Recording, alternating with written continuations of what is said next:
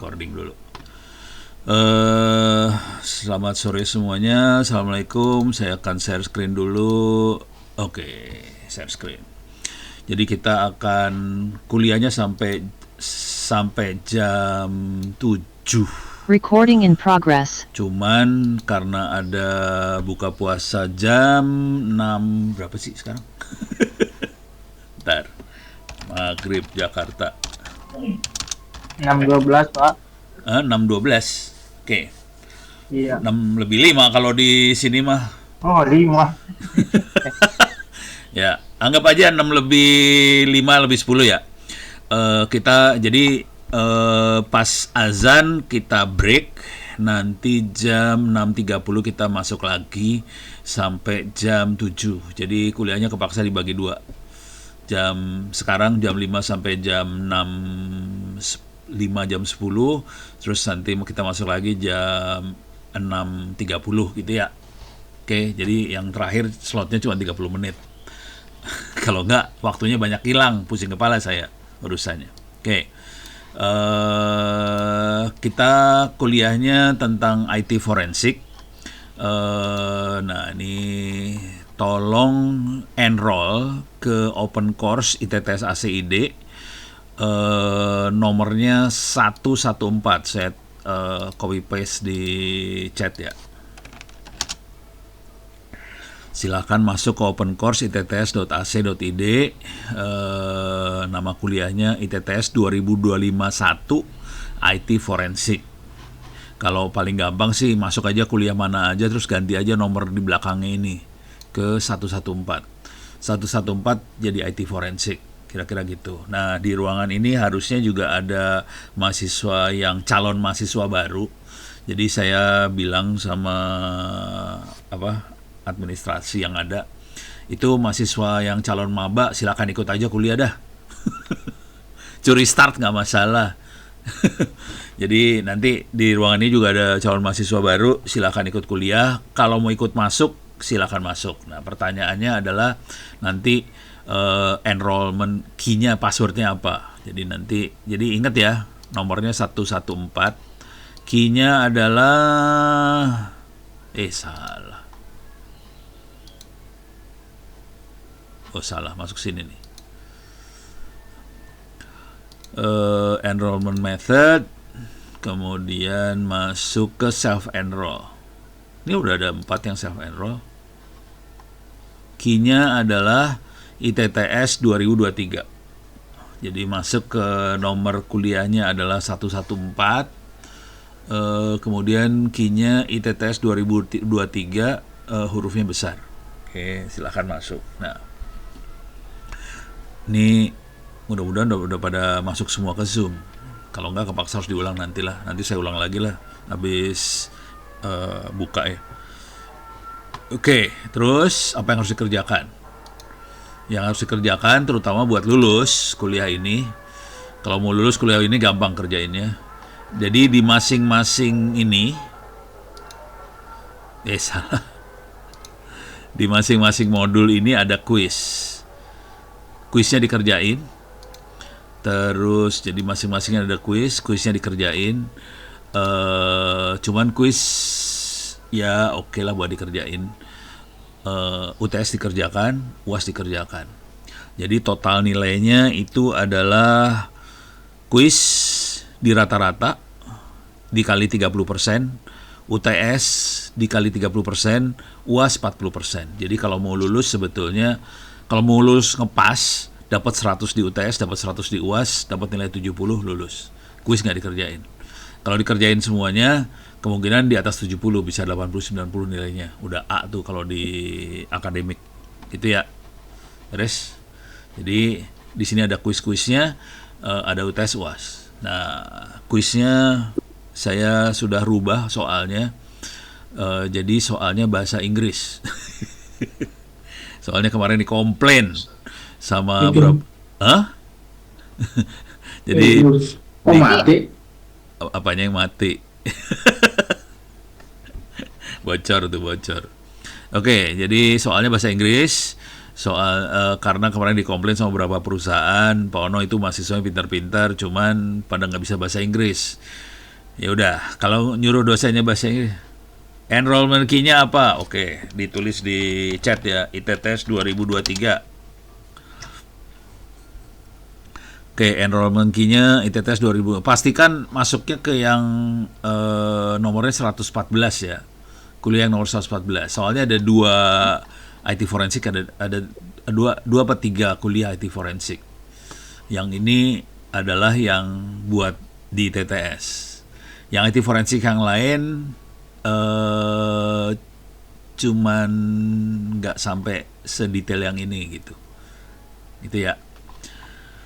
Nah, tolong dikerjakan kuis UTS UAS. Dari sekarang sudah bisa dikerjakan semuanya. Jangan diundur sampai akhir semester, rugi. Nah, beres ya. Sampai sini aman? Nggak cuma nanya enrollment code aja kan? ITTS 2023. Nah, sekarang saya akan kasih gambaran kuliahnya seperti apa. Forensik tuh kapan dipakainya? Forensik dipakainya untuk cari barang bukti pada saat hacker masuk. Jadi ada hacker masuk, ada yang nyerang masuk ke websitenya kita, servernya kita. Tugasnya kita adalah cari barang bukti. Jadi IT forensik adalah ilmu buat cari barang bukti sih sebenarnya. Kalau cuman cari barang bukti biasa aja buat di satu perusahaan, biasanya kebutuhannya nggak terlalu berat. Tapi kalau minta sampai bisa diajukan ke pengadilan, urusannya lebih seru. Gitu. Ilmu yang di sini diajarin sampai bisa sampai ke pengadilan sih sebenarnya. Itu ya. Jadi forensik ini bisa sampai pengadilan atau bisa stop di perusahaan. Kalau di perusahaan kebutuhannya seperti apa? Kebutuhannya kalau kita jadi admin jaringan, kemudian kita harus mengamankan sistem. Seringkali kita butuh ilmu forensik ini buat pengen tahu yang nyerang tuh siapa, gimana cara nyerangnya. Supaya dari informasi tadi kita bisa ini palapa seru banget. Dari informasi tadi bagaimana nyerangnya, siapa yang nyerang dan sebagainya, kita bisa melakukan perbaikan di sistem yang kita manage, yang kita operasiin lah, kira-kira kayak gitu ya. Jadi kalau di perusahaan levelnya seperti itu aja, tapi kalau di yang lebih tinggi lagi urusannya buat kepolisian segala macam, kita perlu bikin laporan yang lebih bagus segala macam. Cuman kalau boleh jujur ya, kalau kita ada di perusahaan segala macam, nanti kalau ada kejadian sebaiknya kita tetap pakai standar supaya bisa diajukan di pengadilan. Karena nanti kalau ada apa-apa kita tetap punya laporannya. Kalau dibutuhkan sampai ke level pengadilan bisa dilakukan juga. Jangan nunggu forensik dari kepolisian atau kominfo buat gerak, karena mereka susah diandelin sih sebenarnya kalau mau jujur sih. Mendingan kita bikin sendiri gitu. Jadi susah kalau mengharapkan dari aparat atau dari penyidik PNS Kominfo buat turun mah susah. Jadi mendingan kita gerak sendiri. Gitu ya. Beres ya? Nah, oke, sekarang ilmunya. Ini gambar secara gede dulu ya. Ini mungkin hari ini intro, tapi saya akan bolak-balik terus ya. Intro forensik itu seperti apa. Kemudian ini ilmunya kalau dibaca setengah bahasa Indonesia, ini bahasa Indonesia, setengah bahasa Inggris. Jadi sekarang kuliahnya mulai saya buat gitu. Ada setengah bahasa Indonesia, setengah bahasa Inggris. Yang bahasa Inggris kalau boleh jujur lebih bagus daripada yang bahasa Indonesia. Jadi saya bikinnya yang bahasa Inggrisnya lebih bagus daripada yang bahasa Indonesia sih sebenarnya. Bahasa Indonesianya lebih apa adanya, bahasa Inggrisnya lebih bagus. Oke. Jadi ini lebih intro ke forensik itu apa. Kemudian data acquisition process adalah proses bagaimana kita bisa dapetin data-data tadi, serangan segala macam. Jadi ini bagaimana prosesnya diterangkan di sini. Oke. Terus di sini ada konsep yang namanya chain of custody. Kalau di sunnah Rasul itu ada sanad. Kalau sunnah Rasul itu ada sanad ya. Jadi ini siapa yang cerita lewat siapa. Jadi itu adalah ada rantainya. Nah, kira-kira chain of custody, kira-kira kalau diekuivalenkan dengan sunnah Rasul itu sanadnya, sanad dari barang bukti gitu. Jadi apakah barang bukti bisa percaya apa kagak? Nah, ini harus dijaga bener nih sunnah Rasulnya gitu kira-kira. Beres ya. Jadi ini ada ilmu yang seperti itu juga diajarin. Nah, kemudian jadi tadi intro bagaimana cara dapetin data, kemudian analisa data. Oke, di sini diterangkan buat analisa datanya. Gitu. Tapi saya nanti banyak bentuknya demo juga ya. Terus bagaimana kita menginvestigasi sistem operasi, investigasi kalau di jaringan. Kita investigasi sama forensik sama aja lah kira-kira, sistem operasi, jaringan, email, kemudian ada serangan SQL injection gimana. Jadi ini bentuknya nanti demo sambil ngasih lihat proses forensik. Jadi dua arah nih. Jadi cara nyerangnya seperti apa, cari barang buktinya seperti apa, gitu ya. Jadi ini kepaksa harus didemoin gimana cara nyerangnya. Nah, dari serangan ini gimana caranya kita ngambil barang buktinya. Kalau forensik yang baik dia biasanya juga kalau bukan buat pengadilan ya, kalau buat perusahaan kita juga biasanya ngasih tahu, oke, kita nemuin ini sebaiknya bocornya di sini sebaiknya cara nambalnya seperti apa, diterangin juga biasanya kalau yang bagus. Oke, cuman kalau di pengadilan mungkin sampai nambal bocornya nggak terlalu sih. Oke, mail, SQL injection, command injection, cara bikin backdoor, kemudian file system di Linux. Ini urusannya adalah kalau yang file system ya, bagaimana kita dapetin kalau kita dapetin hard disk atau apa, gimana caranya recover file yang di-delete, kira-kira kayak gitu. Nah, di sini selanjutnya adalah forensik ke handphone Android. Nah, ini bentuknya demo. Mudah-mudahan nanti pada waktunya, ini udah saya taruh terakhir. Ini termasuk kategorinya susah sih sebenarnya. Nah, di forensik Android akan didemokan bagaimana kita dapetin data dari handphone. Gitu. Jadi misalnya kita berhasil dapat barang bukti HP, handphone, terus gimana caranya ngambil file-file di handphone ini pindahin ke komputer. File itu termasuk filenya SMS, nelpon ke siapa aja, SMS-nya apa aja. Jadi HP itu seringkali nyatet apa yang kita kerjain dan kita bisa ambil data-data itu dari HP-nya, gitu ya. Terus di sini juga ada berbagai serangan yang lain dan cara dapetin barang bukti dari serangan itu seperti apa. Jadi nanti akan diserang terus ambil barang buktinya juga, gitu ya. Ini macam-macam sih, miscellaneous attack dan forensiknya. Setelah melakukan serangan-serangan ini harusnya ada 14-an, 1, 2, 3, 4, 5, 6, 7, 8, 9, 10, 11, 12. Oh, 12. Oke, cuma 12. Nah, kemudian terakhir adalah bagaimana caranya bikin laporan di sini, bikin laporan. Nah, kalau mau jujur sih, yang bikin laporan gampang banget, nggak susah. Yang susah adalah dapat barang buktinya, asli susah, nggak gampang. Oke, dapat barang buktinya nggak gampang. Cuman kalau saya demoin kalau ntar didemoin, dapatnya gampang. Soalnya kan yang nyerang Ono yang nyerang. Kemudian cari barang bukti Ono juga, ya gampang lah. Ono tahu cara nyerangnya, udah barang buktinya ada di mana ya gampang dapatnya gitu. Tapi kalau yang benerannya susah, dapetin barang buktinya susah, nggak gampang sih. Oke, kemudian kita kasih laporan. Ini cuma sebagian aja dari forensik yang sering kali diajarkan waktu kita melakukan forensik. Di kampus-kampus lain biasanya yang bagian yang ini doang, file system, tapi Windows ya. Kebanyakan adalah bagaimana dapetin file di Windows, kira-kira itu.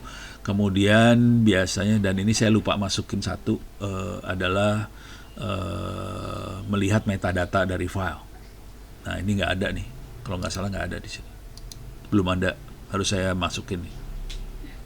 Ini merestore file yang ke delete dan sebagainya. Biasanya itu yang belum diajarin adalah ngelihat metadata di file.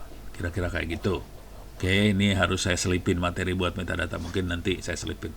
Jadi jangan khawatir, ini kuliah ini sambil saya ngasih kuliah sambil memperbaiki kuliah gitu ya. Beres ya? Sampai sini kalau ada pertanyaan silakan tulis di chat ya. Jadi kebanyakan praktek. Jadi intro, cara dapetin data, cara analisa data, kemudian kita melakukan forensik sistem operasi, network, email, SQL injection, command injection, backdoor, file system, Android, terus serangan yang lain, report. Yang belum saya masukin adalah metadata. Jadi saya harus masukin itu materi tentang metadata. Oke, sekarang kita masuk ke sini dulu. Sekarang 5. Ini materi bisa cepat nih. Oke. Sekarang intronya dulu lah. Intro ke forensik. Oke. Oh, untuk praktek, kalau mau praktek nyoba-nyoba sendiri, sarannya sih coba install Kali Linux sama server kosong lah di VirtualBox. Nih contohnya ini ya. Ini VirtualBox saya ada Kali Linux nih. Ini Kali Linux yang paling baru 2024.4. Ini yang paling baru, bisa di-download free. Kemudian bisa install server kosong, tapi kalau mau enak sih servernya udah ada web servernya apa segala macam. Kalau ini server kosong susah, harus kita isi dulu ntar buat di-install segala macam. Kalau mau enak sih ngopi file OVA dari saya, atau kapan-kapan saya taruh di perpustakaan digital di kampus kali ya.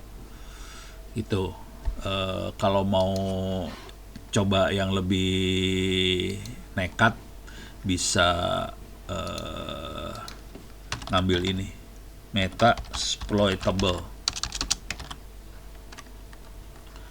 OVA. ISO dia kalau nggak salah. ISO apa OVA ya, lupa. 2, udah ada yang 3 kalau nggak salah. Coba tar. Udah ada yang 3. Jadi ini file Metasploitable itu biasanya file OVA. Oh bukan, dia yang ini lebih parah nih. Oke. 4 GB RAM. Oke. Ini harus dibikin kalau yang ini. Wah, ini horor nih, harus bikin sendiri dulu. Ngeri. Kalau ini ngeri. Kalau berani mati pakai yang Metasploitable 3 boleh, cuman kita harus build. Nah, ada skripnya buat build sih. Cuman nyebelin. Kalau saya males buat kayak gini, saya pengen ambil yang udah jadi aja, jadi bisa aja masuk Metasploitable 2. Ini ada di SourceForge. Nih, SourceForge, sourceforge.net. Terus masuk ke file, mana file? Ini file. Oke. Nah, ini ada tahun 2019 ya. Yang 3 itu yang lebih baru, tapi dia ini apa sih? It's statistik ya. Ngambil filenya mana? Ngambil filenya?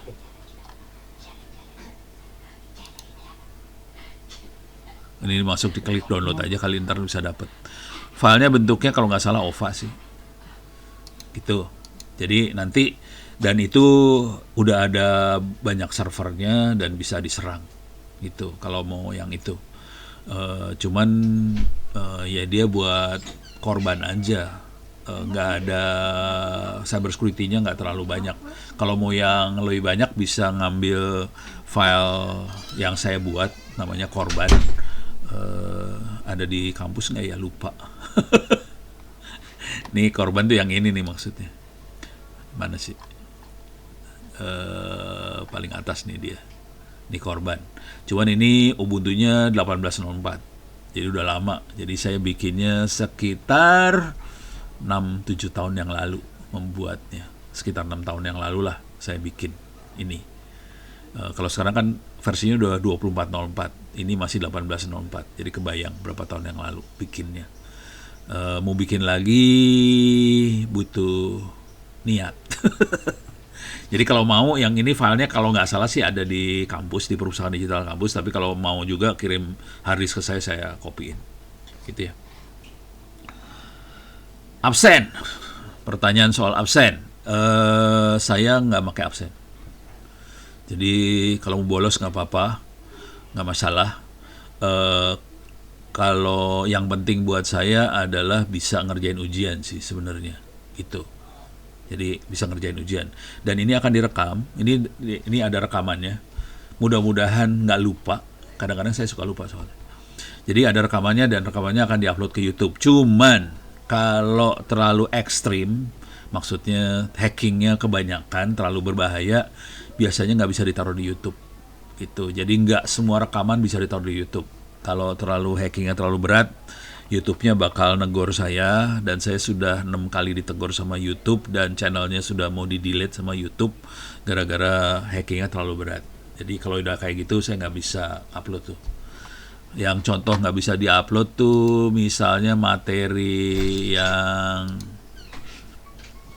kayak gini ini nggak bisa di-upload semua sih sebenarnya. Jadi ini nggak bisa di-upload, ini nggak bisa di-upload, comment injection nggak bisa, backdoor nggak bisa. Jadi 4 ini kemungkinan besar nggak bisa diupload, gitu ya. Yang ini juga kemungkinan nggak bisa diupload nih, kemungkinan. Jadi untuk materi-materi itu kalau mau dapetin ya kepaksa ikut kuliahnya, karena nggak bisa diupload. Jadi absen nggak ada ya. Jadi absennya saya anggap 100%, absennya 100% semua dah. Jadi nggak usah khawatir soal absen. Oke. Dosen yang lain udah puyeng sama saya soalnya saya nggak pakai absen. Kalau yang lain lagi maksa harus ada absen, gitu. Saya nggak percaya absen soalnya, nggak penting lah absen. Oke, ini beres. Sekarang kita, materinya juga ada di wiki saya, Ono Center RID. Masukin kata kuncinya Forensic IT, nanti dapetin ini. Ini kalau dilihat ada yang bahasa Inggris, bahasa Indonesia, ada yang bahasa Inggris. Selalu kayak gitu, bahasa Indonesia, bahasa Inggris. Soal ujiannya yang bahasa Inggris ya, bukan yang bahasa Indonesia. Jadi jangan khawatir soal ujiannya bahasa Inggris. Awalnya soal ujiannya bahasa Indonesia, tapi akhirnya gara-gara pada komplain ya udah saya jadiin bahasa Inggris. Gitu. Oke. Ini saya buka rahasia dulu. Materi ini saya ajarin di level S2 juga sama. Materi yang sama diajarin di S2 pakai bahasa Inggris. Jadi saya ngomongnya bahasa Inggris kalau yang S2. Tapi bahasa Inggris, tapi karena di situ ada mahasiswa dari Palestina, ada mahasiswa dari Filipina, dari S2 tapi. Kalau ini S1 kan, saya ngomongnya masih bahasa Indonesia, tapi soalnya sama. Gitu, jangan khawatir. Anda ngelihat soal S2 sih sebenarnya. Oke, sekarang kita masuk ke forensik itu apa? Forensik intinya adalah dapetin barang bukti digital. Kalau IT ya, kalau forensik biasa ya barang bukti buat di pengadilan.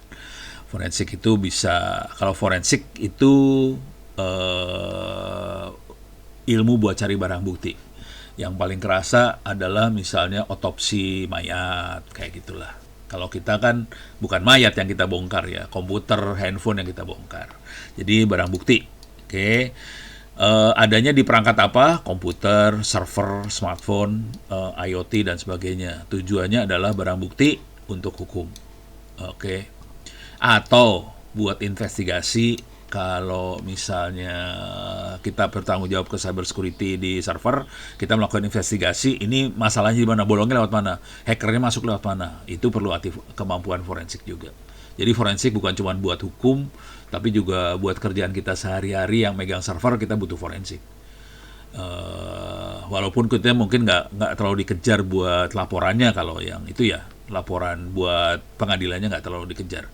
Tapi kalau mau diajukan pengadilan, kita harus ngerti gimana caranya kita ngajuin makhluk ini ke pengadilan. Yang jadi masalah ini nih kalau buat pengadilan. Bayangkan yang kita hadapin adalah file komputer, gitu ya. Ini harus diajukan ke hakim yang kagak ngerti komputer. Nah, kejadian ini saya nanya sendiri di hakim, tetangga saya ada yang hakim kebetulan. Di dekat rumah ada yang hakim. Saya tanya ke dia, Lu kalau dapetin barang bukti WhatsApp, print out WhatsApp, screenshot WhatsApp, lu pakai kagak? Gue buang, dia bilang. Jadi ini hakim akan ngebuang barang bukti screenshot WhatsApp, gitu. Emang dibuang karena nggak bisa dipercaya. Apakah tadi screenshotnya itu beneran atau bohongan, kita nggak ada yang tahu. Si hakim nggak tahu. Jadi ada tekniknya supaya barang bukti yang sifatnya soft copy ini bisa diajukan pengadilan dan hakim bisa percaya. Kebanyakan teknik yang dipakai adalah screenshot. Dan screenshot nggak bisa jadi barang bukti, jangan khawatir. Itu ya, beres ya. Jadi screenshot nggak bisa jadi barang bukti. Bener, asli. Karena kenapa? Screenshot itu bisa diedit. Jadi barang bukti harus sesuatu yang nggak bisa diedit gitu. Konsekuensinya kalau kita dapetin barang bukti, kita harus bisa nyimpen barang buktinya supaya nanti bisa diajukan di pengadilan gitu. Dalam istilah yang lebih sederhana, IT forensik adalah seperti seorang detektif digital mencari petunjuk di dunia maya, petunjuk berupa email, file, history browsing, riwayat histori ya, log aktivitas dan sebagainya. Oke, ini beres.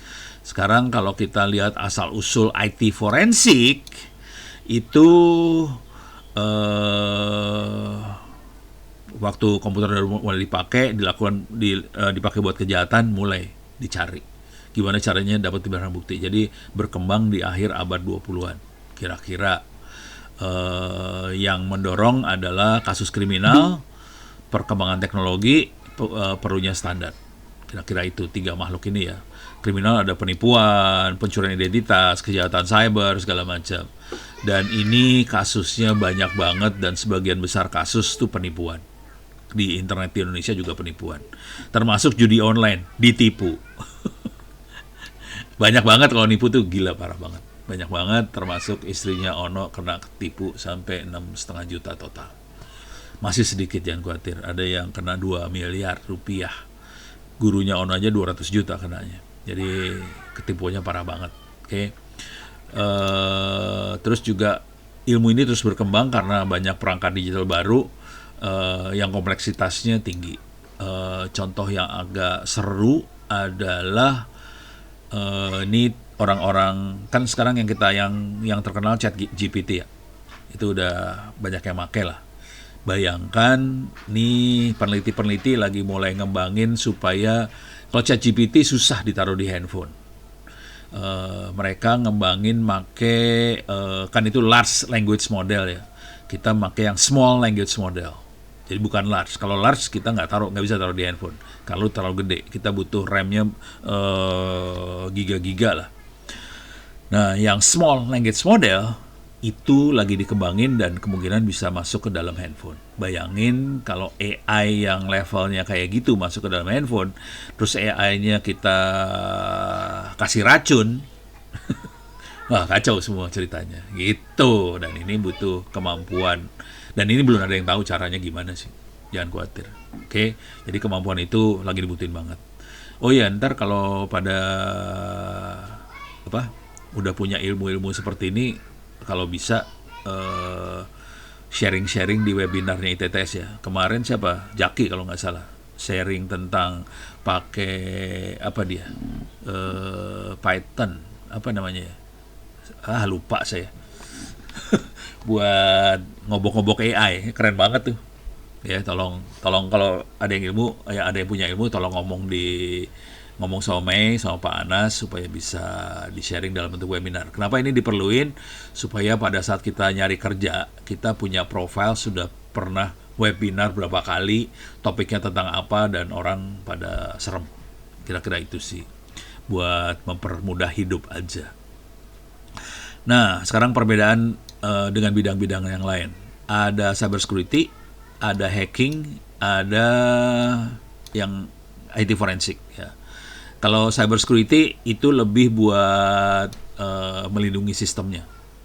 Kalau hacking buat jebolin sistemnya. Kalau di dunia anak-anak biasanya nih nyebutnya blue team nih. Ini blue team. Ini red team. Blue team yang bertahan, red team yang ngejebolin. Nah, yang jarang dilihat adalah yang cari barang buktinya. Jadi orang-orang blue team ini harus jago yang ininya sebetulnya. Kalau red team mungkin nggak perlu jago ya buat forensiknya. Tapi yang blue team harus bisa forensik. Kalau enggak dia bakal kesulitan nyari si penyerang itu masuk lewat mana, caranya gimana, pusing kepala dah lu si cyber security. Jadi ilmu ini dibutuhin banget sama cyber security. Kalau lihat kuliah saya, jadi awalnya saya tuh ngasih kuliah jaringan doang, nggak ada yang lain. Kemudian lama-lama orang ngerasa butuh keamanan. Jadi akhirnya saya selipin di kuliah jaringan tentang cyber security. Lama-lama materi cyber security jadi gede banget, dipisahin jadi kuliah sendiri cyber security. Dalam cyber security butuh cari barang bukti dan sebagainya, mulai dimasukin materi. Jadi kuliah tuh berkembang kayak gitu tuh. Masukin forensik, lama-lama dilepas. Nah, ini kira-kira kelihatan bedanya.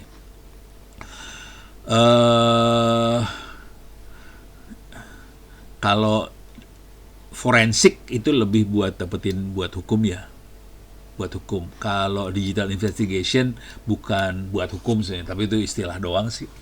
Jadi bedanya dikit antara ini ke hukum. Hukum tuh masalah pelaporannya aja supaya bisa diterima sama si pengadilan.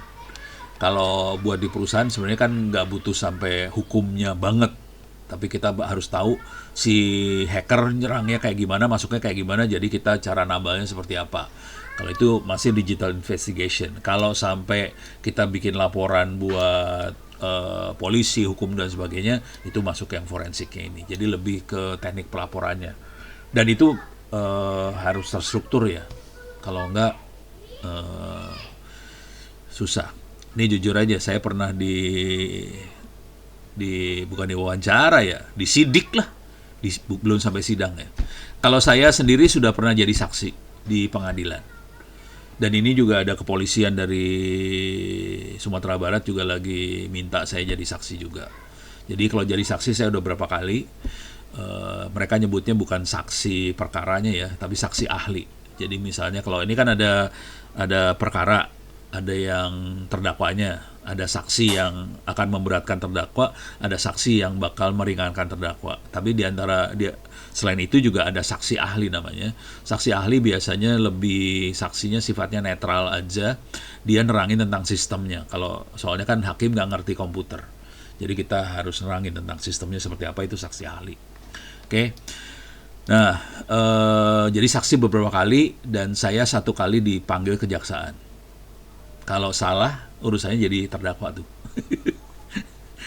Tapi dipanggil buat dimintain keterangan aja sih. Dan yang salah bukan saya, bukan ini. Yang salah ada kementerian lah. Ononya jadi saksi. Sebel banget tuh kalau udah kayak gitu. Sialan. Untung, jadi gini nih. Supaya Anda selamat dari itu semua. Saya selamat.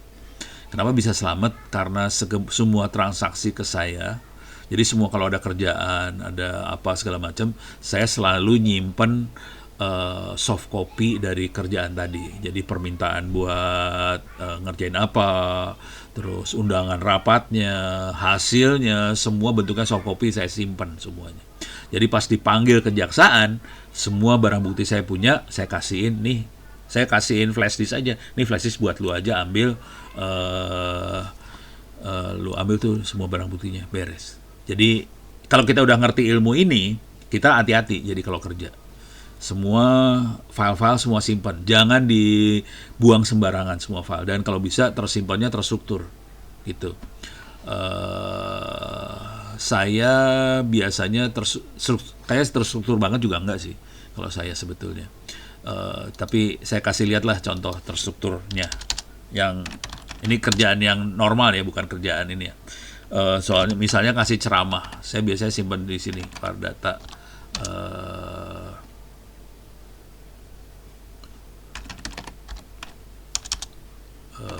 private Ono. Ini kalau ini buat seminar dan sebagainya ya, pengabdian. Nah ini semua kerjaan seminar-seminar segala macam, saya masuk ke folder pengabdian masyarakat, saya tulisnya pengabdian, terus biasanya saya masukin, misalnya kita lihat 2024. Jadi di sini ada apa? Ini ada tanggalnya sama semua nih ya, tanggalnya sama. Terus di sini ada undangannya, ada flyernya, ada apanya, segala macamnya ada. Di sini juga ada bikin, ada flyernya, di sini ada flyernya, di sini ada yang ada undangannya, nih ada undangan. Terus biasanya ada undangan, rekaman videonya ada di folder yang lain. Jadi waktu ngasih seminar ada rekaman videonya. Jadi semua harus didata tuh. Oke, undangannya, hasilnya, sertifikatnya kalau ada, pokoknya semua yang terkait itu didata, termasuk kalau ini kan seminar ya, webinar, videonya juga ada. Eh, Ya ini bukan buat forensik memang, kalau kita kerjain ini bisa dipakai buat ngelamar kerjaan sih sebenarnya. Kalau saya udah nggak perlu ngelamar kerjaan, kalau anda kan perlu ngelamar kerjaan. Cuman kalau udah kita semuanya terstruktur seperti ini, jadi kalau ada masalah kita punya kopinya, gitu. Oke. Saya coba mundur. Saya sampai tahun berapa nih? Ini yang rada terstrukturnya dari 2015, 16, 17, 18. Sebetulnya sebelumnya juga ada sih. Cuman saya taruh di folder yang lama. Old pangkat lama, OWP pangkat lama itu ada juga sih. Tapi nggak tidak seterstruktur yang itu. Gitu. Kalau yang dari 2015 sampai sekarang lebih terstruktur sih. Jadi hampir berapa? 10 tahun yang terstrukturnya. Tadinya saya nggak terlalu, soalnya saya nggak ngejar naik pangkat sih, males. Jadi kita perlu strukturin kayak gitu. Nih kalau ini ada sertifikat juga ada lah. Nih sertifikat, nah ini kelihatan dari 2000, ini 1991, 2011, 14 segala macam ada, itu ya. Jadi itu harus dibiasakan untuk menyimpan semua file-file terstruktur. Oke. Apalagi sekarang semuanya berbentuknya soft copy. Tolong disimpan. Yang jadi masalah, jangan nyimpen di satu. Ini jujur saya ada di 3 harddisk nih. Jadi folder ini nih ada di 3 harddisk yang beda. Jadi kalau satu harddisk rusak, langsung di format, timpain lagi. Dan itu diupdate terus. 3 harddisk update terus. Semua kerjaan digituin sama saya. Dengan cara itu kita aman. Gitu ya. Jadi harus dibiasain. Nah, beres ya. Jadi untuk itu, untuk cyber security kita akan bermain dengan catatan log. Soalnya kalau nggak ada log ya berabe urusannya. Oke. Jadi kebiasaan itu harus dilatih dari sekarang sih. Nah, ini cyber security. Kalau hacking tujuannya adalah ngebobol sistem, dapetin akses tidak sah, kira-kira kayak gitu. Nah, yang perlu kita sadarin bahwa bedanya hacker dengan cyber security. Kalau hacker cukup menguasai satu ilmu ngehack, dia bisa ngehack. Kalau cyber security, untuk bisa ngamanin sistem, kita harus ngerti semua teknik serangan yang ada. Baru sistemnya bisa aman. Nah, itu bedanya cyber security. Cyber security orangnya lebih pening kepala. Punya buku hacking yang isinya ekstrim, yang nggak ada di YouTube. Buku hacking. Ya ada banyak lah. Saya kasih lihat lah ya. Nih, kalau mau copy, kirim harddisk ya. Nah, saya masukin sini lah. Ini sebenarnya ada di server lain, tapi ditempel ke komputer saya. Ini kelihatan pakai Linux ya. var data library 2 books hacking A B C D F G H hacking. Oke. Hacking ada banyak banget. Ada ilmu carding. Carding itu gimana jebolin kartu kredit ada. Itu nggak ada di kuliah, jangan khawatir. Cara ngedidos gimana, denial of service, gimana dapetin duit, mobile hacking itu hacking buat HP, gimana mobile hacking buat HP. Ini bukunya buku bagus-bagus sih, jangan khawatir ya. Edan-edan nih bukunya, jangan khawatir ya. Ini 2014, masih panjang. Sini klik aja, ya udah. Oh ini mah Nih ada kayak gini-ginian lah. Nah, ini nggak terlalu sih. Kalau yang bagus tuh yang bentar. Ini Hacking University, Hacking Expose. Yang ada Hacking Expose-nya parah bukunya. Ini bukunya parah banget. Ini Hacking Expose parah. Saya punya buku yang, tapi kemarin akhirnya dimakan rayap tuh buku, sebel banget. Itu bukunya harganya sekitar $200. Dimakan rayap, sebel banget. Itu yang Hacking Expose tapi yang jaringan. Kalau yang ini Hacking Expose yang mobile ya. Tapi ya saya udah nggak terlalu sedih sih, soalnya saya bisa dapat buku yang soft copy-nya ini. Nah ini buku parah banget. Ini ngehack handphone ya. Ini bagaimana ekosistem itu berbahaya di sebelah mana, bagaimana hacking cellular network, iOS gimana ngehacknya, iOS itu kelemahannya ada di mana aja, Android, malware, ini mobile service, mobile web, segala macam ada di sini. Itu ya, totalnya 263 halaman lah. Nah, kita akan coba klik, bisa diklik agak bisa. Jadi saya harus masuk sembarangan aja, masuk sembarangan. Kalau ini buku bagus. Bentar, itu tadi ada gambar apaan? Woi, hackernya lah. Woi, saya klik ke tengah sembarangan lah. Nih, saya ke tengah sembarangan aja ya. Ini kode area, ini cara kerja seluler, dalamnya seperti apa di jaringan. Ini dalamnya jaringan seluler seperti apa. Jadi kalau kita ngehack, nggak sekedar ngedek HP-nya, kita harus ngerti sistem di dalam jaringannya seperti apa. Ini operator ya, jaringannya gimana caranya dia bisa nelpon sampai ke telepon biasa, harus ngerti kayak gitu. Ini diterangin semuanya. Ini masih itunya. Oke, nah ini udah mulai nih. Nih, gimana cara bikin jailbreak, diterangin cara bikin jailbreaknya. Parah banget nih buku, parah banget, asli parah. Oke, tapi ya gitu ya bahasa Inggris. Jadi kalau mau silahkan kirim harddisk, saya kopin semua. Oke. Ini tadi siang saya ngirim harddisk ke Tegal. Ini orang Tegal ngirim harddisk 1 tera. Saya kopiin 1 tera. Yang paling parah waktu itu 2 minggu yang lalu lah, 10 tera ke Wonosobo. Terus ada 8 tera kemana ya? Daerah Jawa Barat lah. 8 tera, ngopi juga. Jadi rata-rata ngirimnya antara 500 sampai 1 tera. Harganya berapa hari segitu? Harganya sekitar 70.000. Ini kalau mau tahu flash disk sama hard disk ya, kalau saya mending beli inilah, Tokopedia. Flash disk harganya sekitar berapa? 40.000, sekarang 50.000 ya. Coba SanDisk berapa? SanDisk.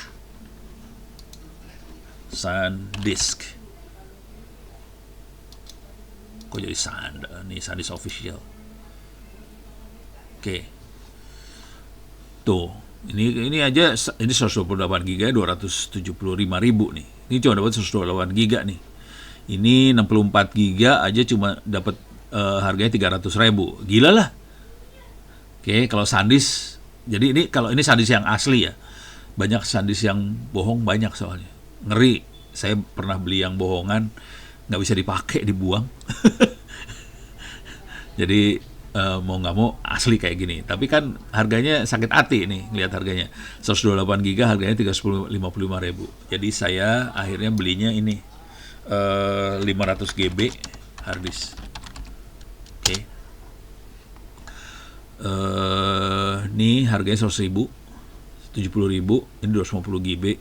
Ini harganya 500.000. Kita cari ininya aja ya, paling murah.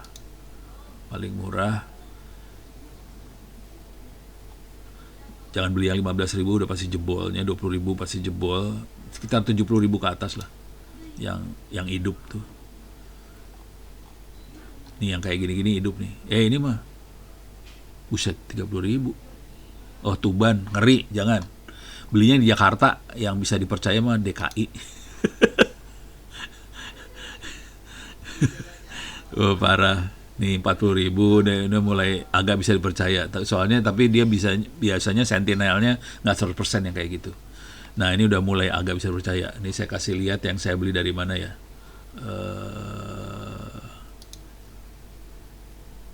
Itu mah yang pengen saya beli. Yang udah pernah saya beli mah di ini sini, sampai di tujuan. Nggak ada semua. Apa sih? Nah, ini dia. Nih, yang Wear komputer oke. Yang ini, saya beli 2 biasa. Ini jadi 2 biji ya, harga 80.000. Yang Wear komputer oke sih. Saya perhatiin nih, saya mesen berapa kali nih. 500 giga. Jadi sekitar 80.000 perak sama ongkir biasanya sekitar. Ini udah sama ongkir 80.000 rupiah sama ongkir nih. Gitu. Wear komputer oke lah. Ada yang jelek nih. Waktu itu saya beli jelek, harddisknya udah rusak sampai di saya. Kalau ini oke. Gitu ya. Jadi kalau saya mendingan harddisk yang kayak ginian daripada apa sih namanya? USB. Ya paling, tapi kita butuh tetap USB akhirnya ya buat ininya, casingnya. Harganya lumayan juga sih, USB casing 3,5 inci.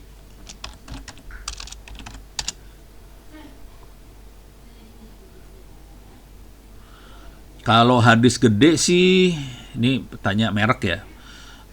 Harddisk gede WD oke. Harddisk gede hampir oke semua sih, harddisk yang gede ya. Yang masalah kalau harddisk yang flash, yang USB itu yang ngeri, parah banget. Ini casingnya ini nggak bagus, casingnya ini. Kalau mau yang bagus Orico sih, Orico.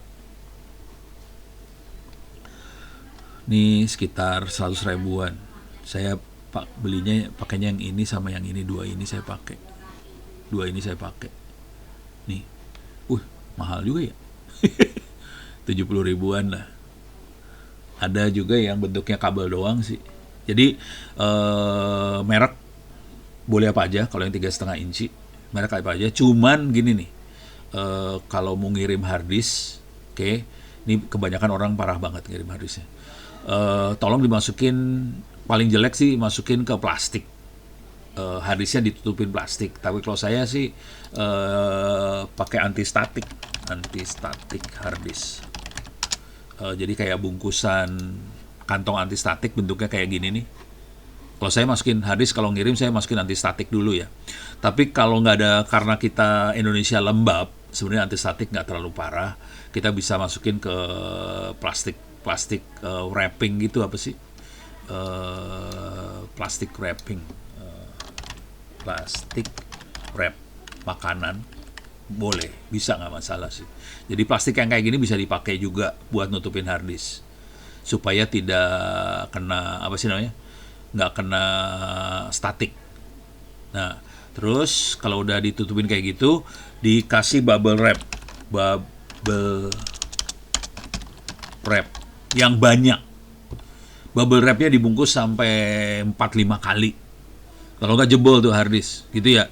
Nah, banyak orang ngirim ke saya nih, brengsek orangnya. Padahal ngirimnya cuma di bubble wrap sekali apa 2 kali gitu. Dia pikir udah ada bubble-nya, udah beres urusannya. Enak aja lu. Bisa kacau ini. Kalau bisa bubble wrap-nya dibungkus beberapa kali, 3-4 kali lah. Dibungkus 3-4 kali baru jadi kasih, apa sih namanya? Tadi antistatik, dikasih bubble wrap, dikirim. Nah, sekarang kirimnya kemana? Oke, ke sini. Tapi ntar kalau ngirim, tolong tulis mau apa gitu ya. Soalnya orang ngirim ke saya macam-macam nih. Masuk ke sini ebook. Oke. Jadi masukin ke Ono Center RID ebook, kemudian turun ke bawah, masuk ke Ono Center ebook. Di sini ada alamatnya di bawah sini. Ini alamatnya. Oke. Saya copy paste ininya di chat. Nah, yang jadi masalah adalah sekolah-sekolah juga ngirim harddisk ke saya, bukan buat dapetin perpustakaannya, tapi kalau sekolah buat yang ini nih dia, internet offline. Ini ada harddisk ya, pakai buat sekolah, dalamnya ada perpustakaan digital, ada web server, ada Wikipedia, ada tryout segala macam. Sama 500 GB juga. Oke, jadi kasih antistatik bubble wrap, kirim. Harddisknya sama-sama 500 giga. Jadi kalau nggak ditulis, saya bingung. Ini harddisk buat yang mana? Mau diisi internet offline atau perpustakaan aja. Kalau perpustakaan biasanya saya akan format pakai file sistemnya exFAT. exFAT. exFAT itu buat Windows bisa baca, lebih bagus daripada NTFS. Kebanyakan kalau beli-beli di online ini di formatnya pakai NTFS. Ini ngomong jujur dulu, NTFS nggak bagus, jelek. Saya berapa kali ngopi pakai NTFS, crash harddisknya. Jadi waktu kemarin ngopi 8 tera, 10 tera, NTFS crash, harddisknya rusak, harus diformat lagi. NTFS saya coba lagi, hajar, crash. Crash tuh jadi read only harddisknya, nggak bisa dikopiin. Jadi kepaksa diformat lagi, diformat pakai NTFS lagi, kayak gitu lagi. Akhirnya saya putus asa, saya format pakai exFAT. Tapi nggak apa-apa, kirim aja harddisk kosong ke saya format jadi exFAT, nggak masalah sih. Saya nge-format aja. exFAT bisa dibaca di Windows, di Linux bisa juga. Kalau mau spesifik buat Linux dan mau bagus, saya akan format jadi ext4. Itu lebih bagus daripada exFAT sih. Jadi pakainya ext4, lebih bagus. Tapi kalau mau dibaca di Windows juga ya kepaksa saya kopinya pakai exFAT. Itu oke juga sih, nggak masalah. 10 tera oke, 8 tera oke kemarin saya kopiin. Beres ya? Jadi harddisknya kayak gitu. Saya tidak rekomen pakai harddisk USB sekarang. Soalnya berapa kali nih ngopinya lama sih. Jadi kecepatan ngopi kira-kira 100 giga per jam. Bayangin kalau ngopi 10 tera itu butuh waktu 10 hari buat ngopi. Pernah ngelihat harddisk nyala 10 hari ngopi, itu kalau dipegang panas tuh harddisk. Jadi kalau itu harddisknya harddisk eksternal, yang USB biasa, yang Western Digital juga nggak kuat, ternyata jebol semua akhirnya. Jadi nggak rekomen pakai harddisk eksternal, kirim ke saya. Mendingan harddisk internalnya 3,5 inci kirim ke saya, dikopiin. Cuman ya kepaksa harus beli yang ginian sih, casing kayak ginian. Tapi ini 2,5 inci. Harddisk 2,5 inci juga oke. Harddisk laptop masih oke. Tapi kalau harddisk USB yang itu nggak bagus. Kalau harddisk laptop masih bisa. Jadi kalau pengennya kecil, belinya harddisk laptop. Tapi harus pastikan sentinelnya 100 dari sononya. Gitu. Cuman saya biasanya lebih suka yang 3,5 inci. Lebih kuat soalnya. Kayak gini-gini lebih kuat nih. Oke, beres ya. Balik lagi ke masalah tadi saya mana ceritanya. Oke. Nih udah beres ya. Nih beres. Balik deh ke sini. Sekarang tujuan sama ruang lingkup. Ini kira-kira cara berpikirnya kayak hacking lah. Oke.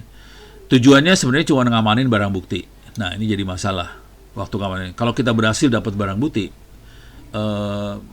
mungkin belum dapat barang buktinya ya. Misalnya kita dapat harddisk yang kemungkinan dipakai untuk kejahatan. Kita dapat laptop, misalnya laptop si penjahat. Kita dapat handphone penjahat. Nah, kita harus ngamanin dia, si laptop atau handphonenya. Nah, yang harus dilakukan adalah ngamanin tuh nggak bisa dimasukin berangkas aja ya. Jadi ngamanin itu kita harus ngopi harddisknya. Termasuk kalau itu handphone. Harus dikopi. Kalau handphone ya dikopi apa ya? Ya, bukan harddisk dalam handphone ya.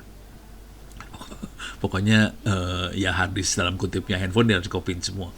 Oke. Nah, barang bukti ini jangan disentuh, udah gitu. Jadi kalau kita dapetin laptop, handphone segala macam, di-copy, di-cloning, harddisknya di-cloning. Nah, ngeloning harddisk nggak bisa pakai perintah copy, nggak bisa. Harus pakai perintah, kalau di Windows pakai ghost kali ya. Kalau di Linux kita biasanya pakai dd. Perintahnya d 2 biji, gitu ya. Disk apa gitu ya. Nah, jadi kita punya barang bukti aslinya, nggak disentuh, di-cloning. Kita punya cloningannya, nggak disentuh juga, di-cloning lagi. Jadi kita punya 3 kopi yang sama. Aslinya, cloningannya di-cloning lagi. Nah, cloningan yang kedua ini yang bisa kita analisa. 2 yang lain nggak dianalisa. Itu buat simpen. Jadi kita punya harddisk, kita punya backupnya, cloningannya yang diobok-obok. Cloningan yang kedua yang diobok-obok gitu ya. Jadi harus diamanin. Terus buat nganalisa barang bukti kita, nah ini ngoboknya nanti perlu ilmunya, bagaimana kita ngidentifikasi, ngekstrak, interpretasi data, segala macam. Nah, terus kita harus bisa ngasih barang bukti yang sah untuk menyajikan temuan forensik dalam format yang dipahami oleh pengadilan dan pihak berwenang lainnya. Nah, ini seru nih dalam format yang dipahami oleh pengadilan. Pengadilan itu ngerti formatnya, bentuknya tulisan manusia. Tulisan manusia contohnya gini, barang bukti ini kami temukan di mana, dalam keadaan seperti apa, kita simpan kayak gimana caranya, terus jadi pakai cerita di pengadilan itu. Nggak bisa dikasih harddisknya langsung. Kalau dikasih harddisknya langsung, hakimnya puyeng juga, nih apa yang lu kasih gitu kan, pusing kepala. Jadi nggak bisa dikasih harddisknya sih sebenarnya pengadilannya. Cuman bisa dikasih lihat nih barangnya ada, terus kita sudah analisa hasilnya seperti ini, bentuknya tulisan cerita dalam bentuk laporan gitu ya. Karena hakim bacanya yang seperti itu. Gitu ya, beres. Nah, kalau di dunia IT, peralatannya yang kita obok-obok bisa komputer, bisa laptop, bisa smartphone, bisa tablet, server, hard disk, flash disk, SD card, perangkat jaringan bisa router, bisa access point WiFi, bisa BTS seluler, core network, apa segala macam. Jadi itu ruang lingkupnya lebar banget sih sebenarnya, dan sebagian kadang-kadang kita nggak bisa ngakses. Karena misalnya punyanya si operator, punya Telkomsel, nggak bisa kita masuk sembarangan dong. Pasti diamukin kalau mereka. Oke. Nah, jenis-jenis barang bukti juga banyak. Ada yang berupa file, dokumen, gambar, video, audio, file lain, segala macam. Bisa juga metadata. Oke. Bisa email, bisa history browser, bookmark, cache dari browser. Kalau di server bisa lihat aktivitas sistem, login dan sebagainya. Terus database. Database, file database ya maksudnya ya. Nah, ini agak seru juga nih urusannya semua. Seringkali jangan pernah berasumsi bahwa file yang kita dapat adalah file yang sah. Datanya harus didapatkan secara sah. Iya. Yang benar sih sah sih. Cuman kadang-kadang sahnya kadang-kadang harus pakai otak sedikit dapetinnya. Ya mau diapain ya. Kadang-kadang gombal juga dapetinnya soalnya. Kadang-kadang dapetinnya gini sih, apa ya. Jadi kadang-kadang kita harus buktiin juga, misalnya gini. Misalnya kita pada posisi saksi ahli tapi harus nyerang, memberatkan, kalau bahasa pengadilan sih memberatkan terdakwa. Kadang-kadang kayak gitu ya. Nah, terdakwanya nggak akan mau ngasih barang buktinya dia dong, karena itu akan memberatkan dia kalau dikasih barang buktinya. Jadi kalau pakai cara sah yang normal biasanya nggak dapet. Jadi akhirnya kita melakukan penetration test. Jadi kita bisa, jadi barang buktinya caranya gini, kita nyerang aja udah. Nih, kita berhasil nyerang websitenya terdakwa dan ternyata bisa dijebol dengan cara gini. Nah, kira-kira kayak gitu sih.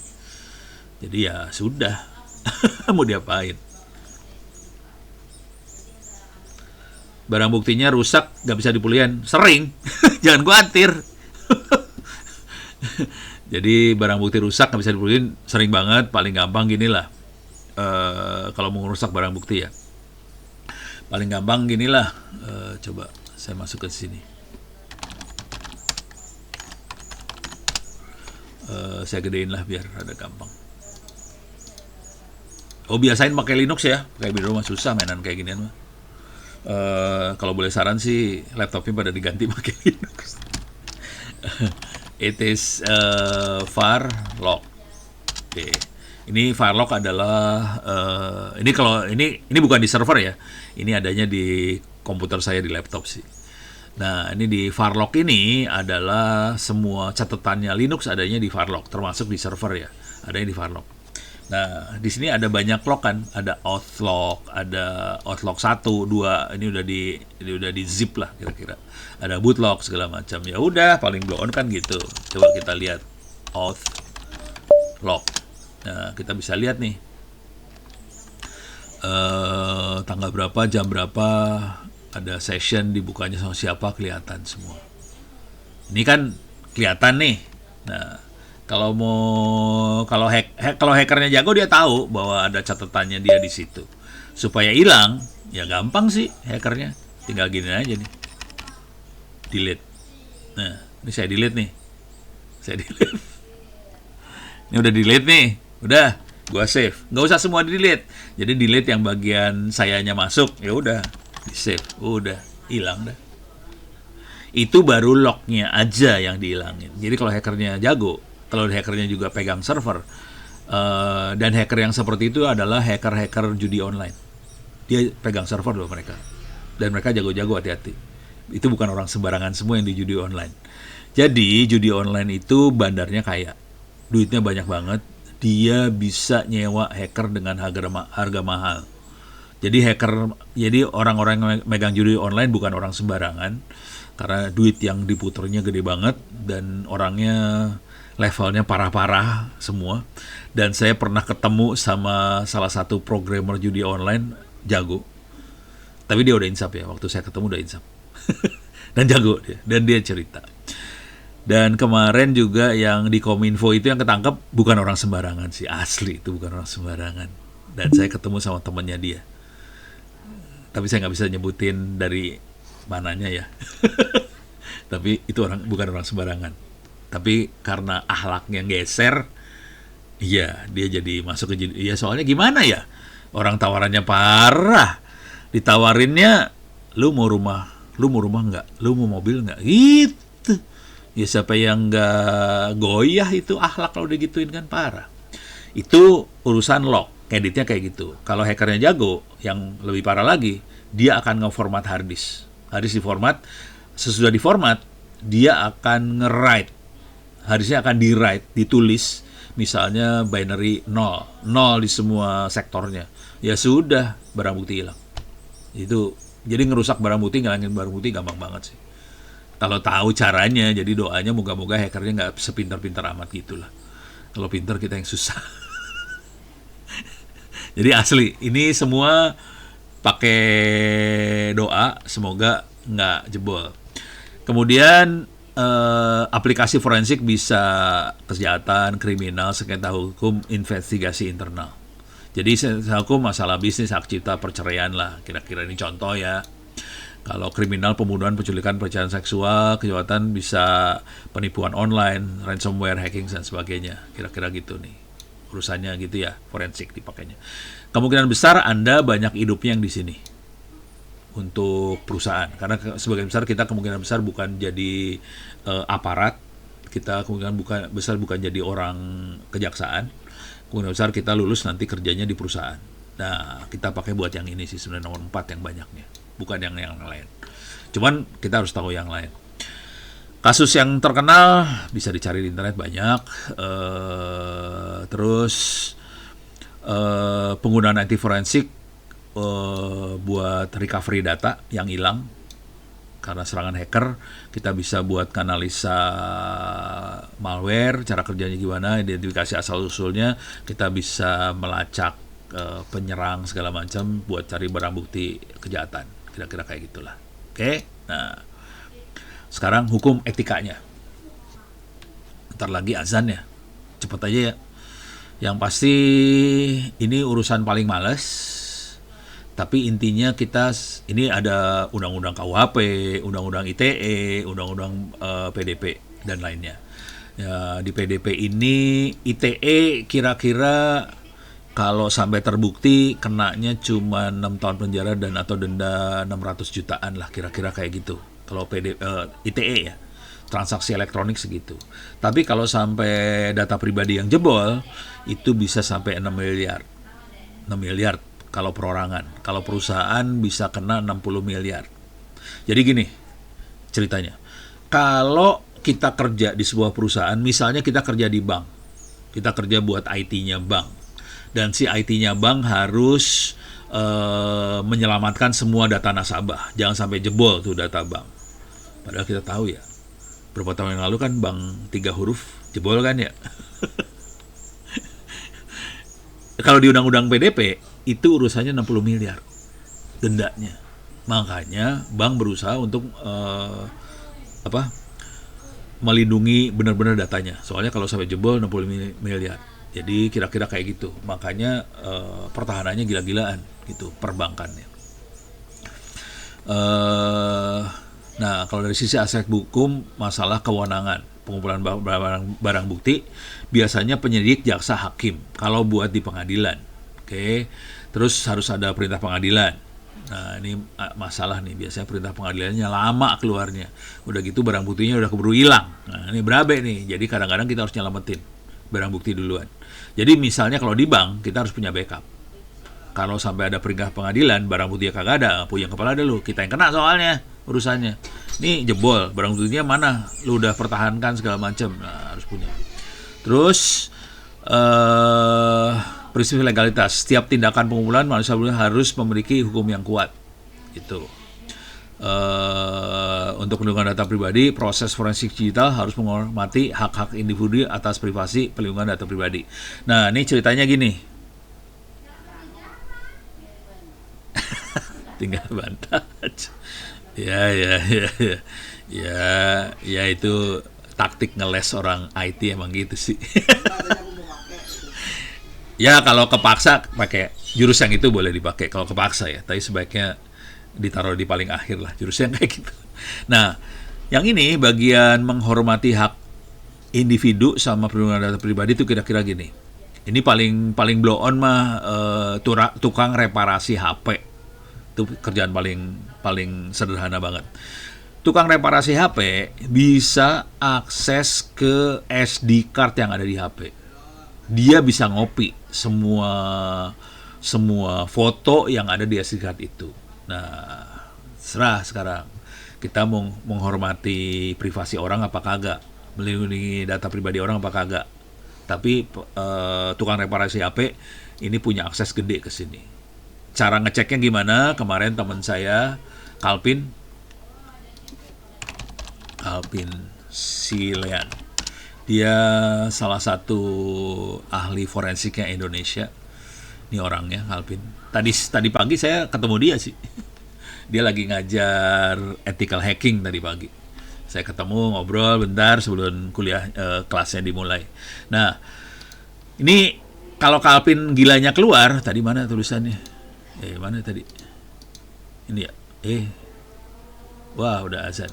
Tapi ceritanya Kalpin tadi pagi kalau kita mau menghormatin Kalpin, caranya gini, dia ke tukang reparasi HP, dia cuma ngomong gini, "Gua beli dong SD card yang dibuang-buangin." Dibeli sama dia di di Andilet di Restore.